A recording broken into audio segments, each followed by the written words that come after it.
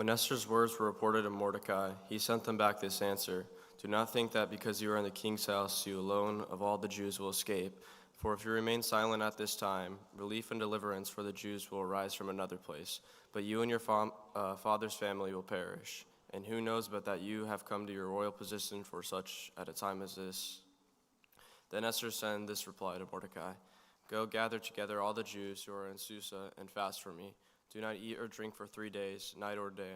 I and my attendants will fast as you do. When this is done, I will go to the king, and even though if it is against the law, and if I perish, I perish."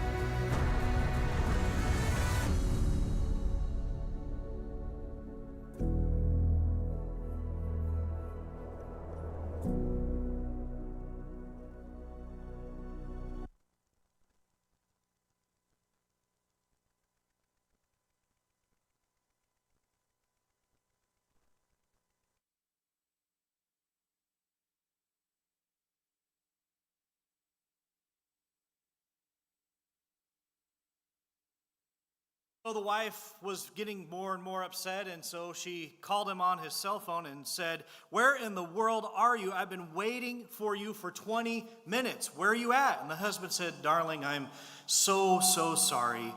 He said, "You remember that jewelry shop where you fell in love with that diamond necklace?" And I said, "I couldn't afford it now, but I can afford it for you one day." She said, "Oh, yes, sweetie, I remember that place." And the husband said, "Well, I'm in the pub next door."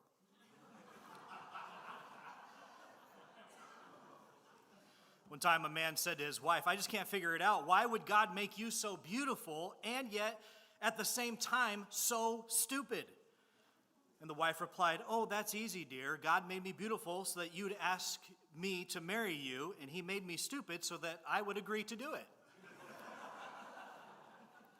Well, today in chapter 20 of the story, believe it or not, everything hinges around a beautiful wife who has a foolish, drunken husband. And we will see God actually use that situation to save his chosen nation from complete annihilation. So for those who are just joining us this morning, we have been covering a lot of biblical history this past year, actually, since we started the story. And the story is just large portions of the Bible. I don't have one under here, but we do have a free copy for you on the welcome table if you'd like to get one of those. But essentially, it's just large portions of Scripture put together chronologically to see God's plan of salvation in an easier way. And so what we've covered so far in the biblical timeline is basically we're up to where that red circle is right there. We have covered creation. We saw God create the universe. He created the world, the planets, all that kind of thing. He also then created, the plants, the animals, and his crown jewel, he created man and woman in the garden in his own image. And so we covered all of that, and then we covered the fall of man, where sin entered the world and it damaged the relationship between God and man. But ever since then, ever since the fall, God has been making a way through the chosen nation to bring about a Messiah into the world to make us right again with him. And we have seen that nation that he chose basically, in many ways, fail abysmally. God gives them their own promised land, and then they decide, we want kings, we don't want God to be our king. And we read about one wicked king after another, it seemed like. And there was pagan worship running rampant, there was sin running rampant. And so as a punishment to his chosen nation, God allows his chosen nation to be brought into Babylonian captivity. And we read the incredible stories when they finally go into captivity, the incredible story of Daniel and his 3 friends there in Babylon. And during Daniel's lifetime, he saw several kings come to power in Babylon to the point where eventually Persia becomes the ultimate power there in Babylon. It's the new empire. Last weekend, we learned that under Persia rule, the Persian king, Cyrus, he says that God's chosen people can now, after 70 years of captivity, go back home and rebuild the temple in Jerusalem. And they're thrilled. Many of them go back to Jerusalem. God frees them to do that through Cyrus.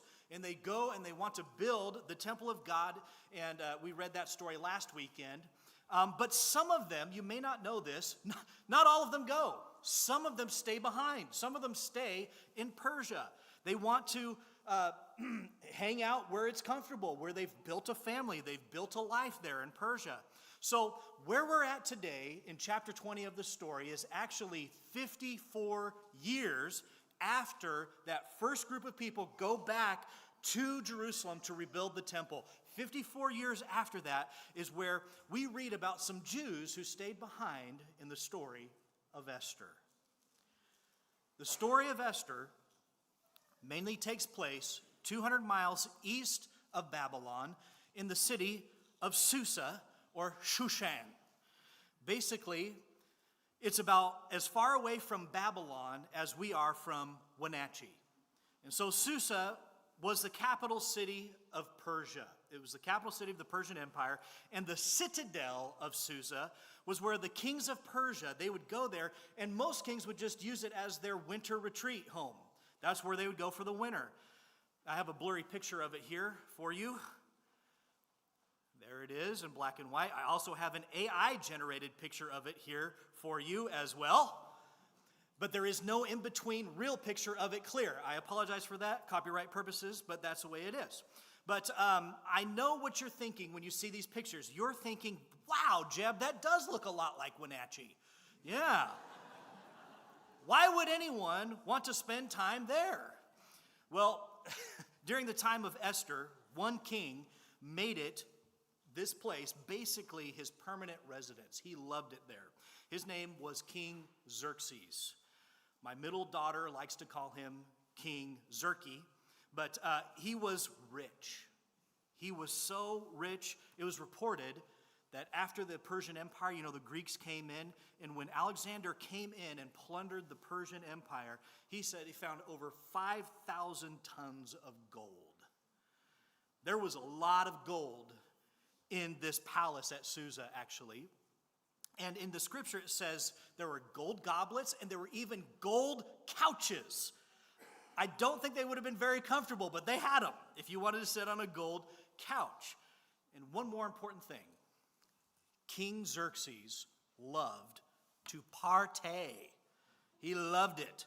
Now, I have heard of some good parties happening and being thrown, but I have never heard of a party like King Xerxes threw parties. There ain't no party like a King Xerxes party, apparently. In the beginning of our story today, starts with Xerxes throwing a party at the citadel of Susa that lasted 6 months long.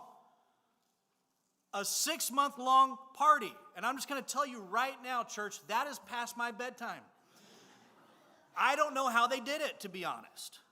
But my guess is that it had a lot to do with Xerxes' generosity. Because the scripture says, by the king's command, each guest was allowed to drink with no restrictions, to drink wine with no restrictions. For the king instructed all the wine stewards to serve each man what he wished.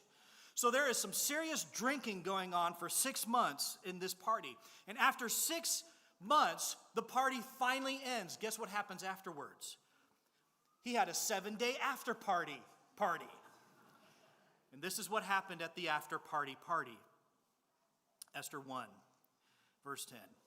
On the 7th day, when King Xerxes was in high spirits from wine, he commanded the 7 eunuchs who served him to bring before him Queen Vashti wearing her royal crown, in order to display her beauty to the people and nobles, for she was lovely to look at. But when the attendants delivered the king's command, Queen Vashti refused to come. And then the king became furious and burned with anger. So at the after party, King Xerxes is a bit of a jerkses here. He decides to bring out his wife Vashti to show off her beauty, And it probably, honestly, wasn't a noble thing. He asked her to wear her crown. He probably was asking her to wear her crown only, most likely. And she refused to come. She had more dignity than that. And this infuriates Xerxes. And so he asks his counselors what to do about this ignoble thing she does by denying her husband. And the counselors get together and they say, okay, Xerxes, listen, here's what we want you to do. We can't have all these governors going home from this huge party and hearing about how Queen Vashti has ignored your request and doesn't obey the king. They said, then all the wives will disrespect their husbands, and who knows what's next? Women will start thinking for themselves. We don't know. And so we can't have that. And so what they do is they depose Vashti, and now Xerxes needs a new queen. He gets so mad, he deposed the queen, he needs a new one. The word goes out throughout the whole province, 127 provinces, and it says, send the prettiest virgins to the capital city of Susa, and we will have a year-long beauty contest, and the king will pick a new queen from all that come to Susa. Well, right there in Susa is the prettiest virgin, Hadassah. She was raised by her cousin Mordecai. When her parents died, somehow, we don't know how her parents died, but her parents died, and Mordecai, her cousin, takes her in. And Hadassah was selected right there in Susa for the beauty pageant. But Mordecai says to her before she leaves, he says, basically, don't use your real name, Hadassah, and reveal that you are a Jew. Use your Persian name, Esther. And wouldn't you know that Esther gets chosen to be the new queen? Now, at this point, I'm going to have to deal with the suspension of belief that you are dealing with right now. Because right now you are asking yourself, has there ever been a time in history when middle-aged men were so shallow that they would get rid of their first wife so they'd get a new, younger trophy wife, right? But that is what this story asks us to believe. Now, in the government is the second most powerful man, and his name is Haman. Haman the Agagite. And that might not mean a lot to you, but that meant a lot to a Jew, because the Agagites and the Hebrews were actually, they had centuries of enmity towards each other. Haman is an egomaniac. He likes people to bow down to him wherever he walks, and people do, everyone except for Mordecai, Esther's cousin, because Mordecai only fears God. He won't bow down to Haman. Well, Haman is furious at the lack of respect and overreacting. He tricks the king to sign an edict that on a certain date in the future, that will be decided by a dice roll, which is called pur in the Persian tongue, and it will be legal to exterminate the whole Jewish race. He tricks the king into signing an edict to do this. Well, what's going on behind the scenes here? What's going on behind the scenes is that the devil is actually trying to frustrate God's announced plan to deliver through the Hebrew people the Messiah. Remember, the Jews have assembled again in Jerusalem. They've built the temple of God, and there's worship of God happening again, and Satan doesn't like it. And so Satan uses Haman, who is going to attempt to have the whole Jewish race wiped out. And I'm wondering if you've ever heard that before. It's happened a lot, hasn't it? In fact, there's a term, it's called the longest hatred. No other people group, this is interesting to me, no other people group has been so hated and so persecuted for so long more than the Jewish nation. And to me, that's an indication that something spiritual is going on with this people group. And they don't know what it is, but we know what it is, right? Esther doesn't know what's going on here. She's in the palace. They haven't told her about this decree, but what she has heard is she's heard about Mordecai. Mordecai hears this decree that's been said that the extermination of Jews needs to happen. He hears this decree, and he becomes so sorrowful, so mourning that he puts on sackcloth and ashes, and he's sitting by the palace gate, and Esther hears about this. So she sends one of her attendants, his name is Hathach, down to see what's going on with Mordecai down there. And here is the conversation they have. Esther chapter 4, verse 7. Mordecai told him everything that had happened to him, including the exact amount of money Haman had promised to pay into the royal treasury for the destruction of the Jews. He also gave him a copy of the text of the edict for their annihilation, which had been published in Susa, to show to Esther and explain it to her. And he told him to instruct her to go into the king's presence and beg for mercy and plead with him for her people. And so before he's saying, hide the fact that you're a Jew, Esther, hide the fact. But now, don't let them know you're a Jew, but now I want you to let them know that you're a Jew. Don't hide the fact that you're a Jew anymore. Let the king know that what has been signed is against his own queen. But Esther has a reason not to take the call on this one. Esther chapter 4, verse 8. Hathach went back and reported to Esther what Mordecai had said. Then she instructed him to say to Mordecai, all the king's officials and the people of the royal provinces know that for any man or woman who approaches the king in the inner court without being summoned, the king has but one law, that they be put to death, unless the king extends the gold scepter to them and spares their lives. But 30 days have passed since I was called to go to the king. So this here is a relief, most likely of Xerxes and his father Darius, possibly Xerxes and Artaxerxes, but you can see the golden scepter in his hand there while he's on the throne. And the Greek historian Herodotus, he recorded an incident from the reign of Darius, that's the guy who we think is on the throne there, that there were 7 heroes who put down a rebellion against King Darius in his time. And there was a law made because of that anyone who was helping fight against that rebellion could actually enter the king's courts unannounced. And so they could do that actually unless, for one thing, unless he was there in private with his wife. One of those heroes, his name was Interfernes, would not have anyone announce him before he would come in. But one time, Interfernes wanted to go in to the king unannounced into his throne room. But the doorkeeper and the chief usher forbade him to go in because the king was with his wife. But Interfernes insisted to interfere. And he entered the throne room, and when he did, the king was so furious. Even though this was a guy who was one of the 7 heroes who put down a rebellion, even though he was that guy, he had him and his whole family immediately taken away to be executed. You see, just because Esther is queen, it actually doesn't mean that she gets a free pass to see the king whenever she wants. She doesn't get to. It doesn't guarantee intimacy with the king.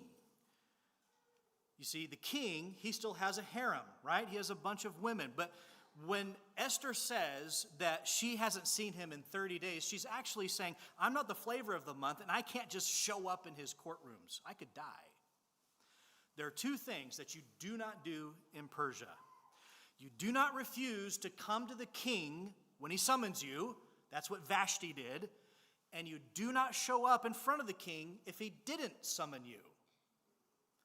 If you do that, you have a death wish. And so Esther tells Mordecai, I can't do that.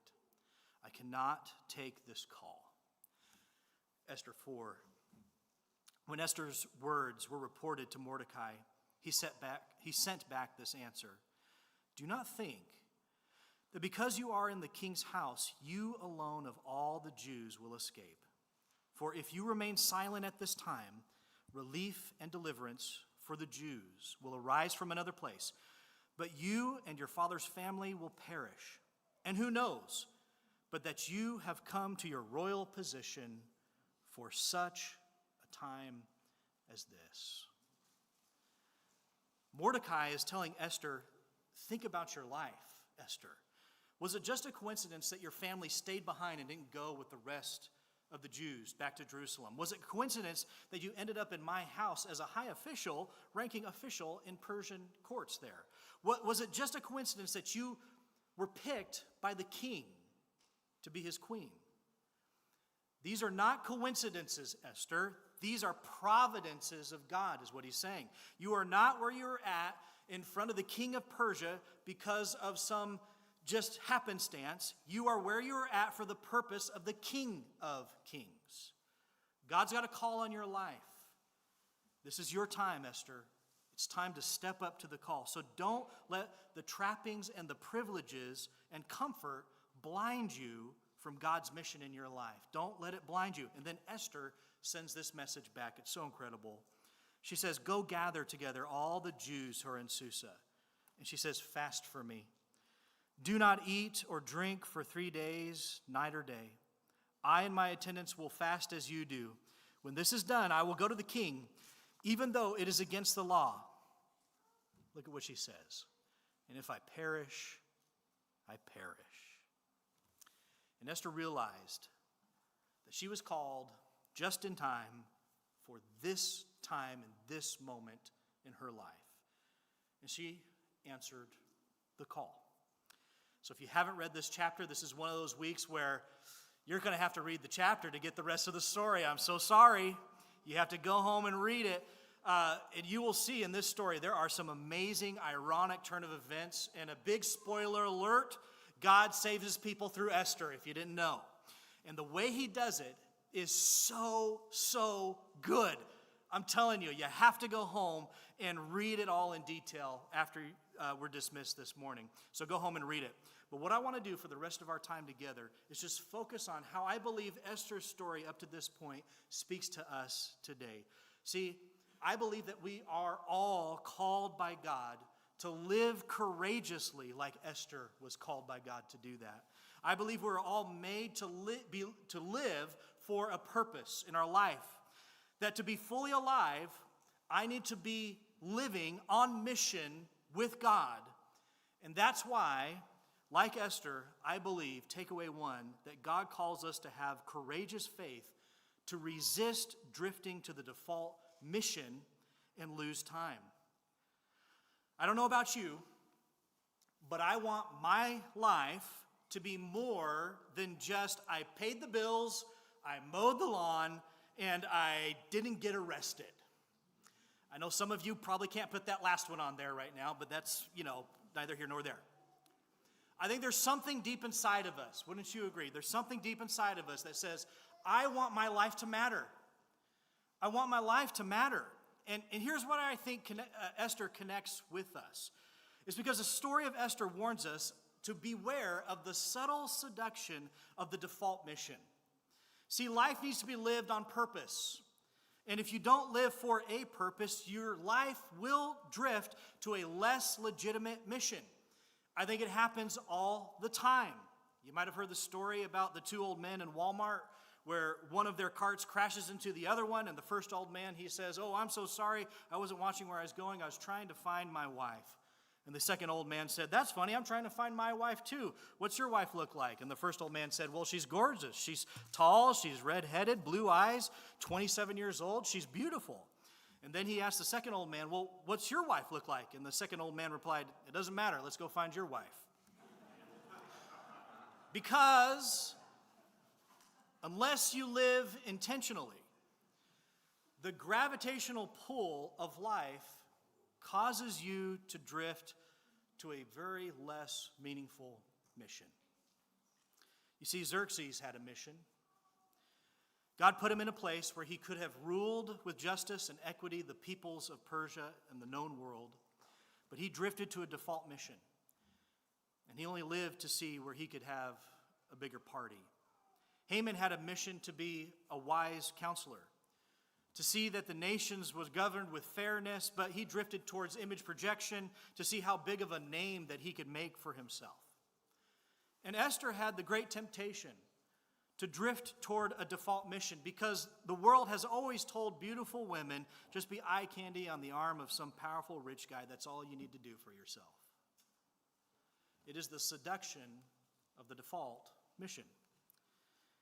And just so you know, if you and I don't answer the call of God during our time, in this moment that he calls us, I want you to know that it's not going to actually frustrate the mission of God, the will of God. It won't frustrate it. Mordecai, remember what he said to Esther? He said, if you remain silent at this time, relief and deliverance for the Jews will arise from another place. You remember when he said that? Well, what other place is he talking about? He doesn't know. He doesn't know where it's going to come from. He just knows that God is faithful, that God made a promise to Abraham, and God entered into a covenant with Israel, that God is going to keep his promise to his chosen people. That's what Mordecai believed. God is going to do what God is going to do. The question is, are you going to partner with God to accomplish his purposes? That's the question. Because God can do it with you or without you. But he doesn't want to do it without you. There's a verse in Isaiah that says this, 59, verse 15. The Lord looked and was displeased, that there was no justice. He saw that there was no one, and he was appalled that there was no one to intervene. So his own arm achieved salvation for him, and his own righteousness sustained him.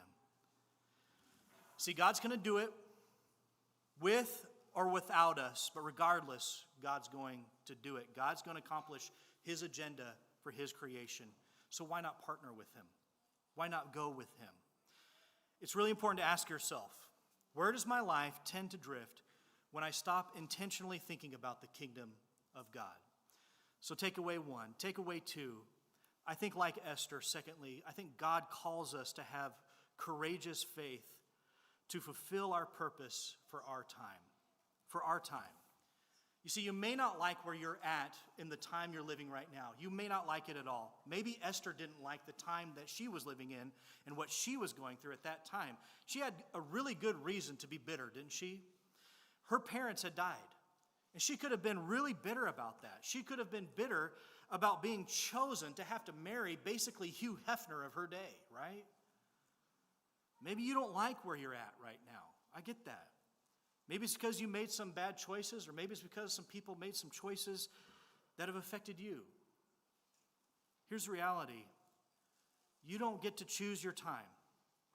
You get to choose your answer to God's call in your time. But you don't get to choose the time that you were called in. And instead of complaining about the time that you are in, maybe you ought to start claiming God's grace to be and do what he wants in this moment right now. Because here's what you want people to say at your funeral. And it comes from a sermon the Apostle Paul preached in the book of Acts, chapter 13, verse 36. Now when David had served God's purpose in his own generation, in his own time, he fell asleep. And that's what you want someone to say about you. That you live for God's purpose in your time.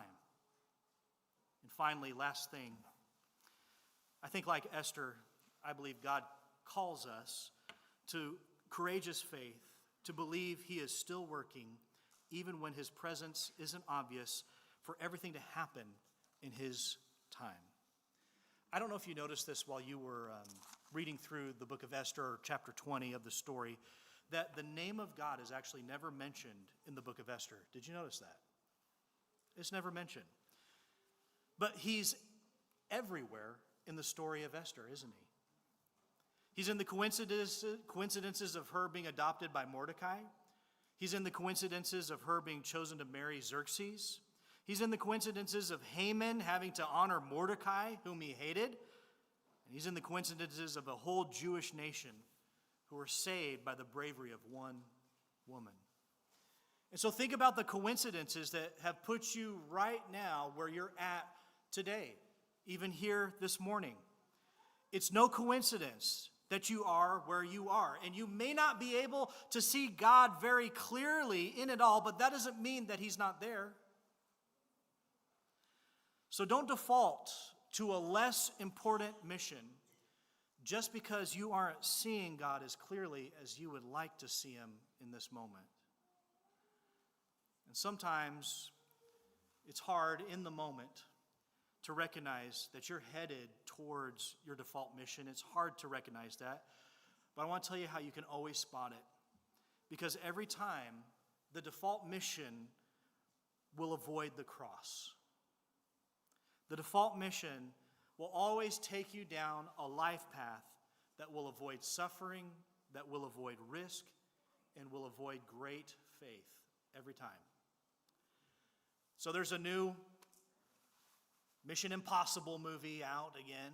I don't know if you've heard. I don't really know how that's possible, to be honest.